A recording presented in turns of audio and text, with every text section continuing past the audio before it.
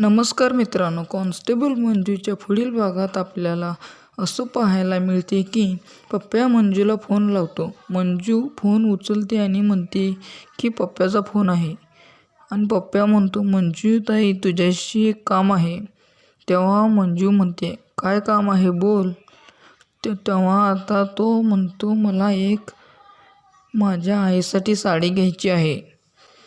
मंजू ताई माझी मदत करतेस का. मंजू म्हणते, येते मी. आणि पप्प्या दुकानाचे नाव आणि ॲड्रेस सांगतो आणि म्हणतो, ताई लवकर ये. तेव्हा मंजू साड्याच्या दुकानात जाते. तेव्हा तेथे सत्यासुद्धा आलेला दिसतो. मंजूला पप्प्या दिसत नाही, फक्त सत्याच दिसतो.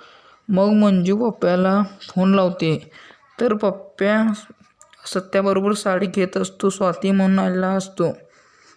तर पप्प्याचा फोन वाजतो. त्यामुळे मंजूला डाऊट येतो की असं पप्प्याला वाटते. यानंतर काय घडेल ते आपण पुढील भागात पाहूया.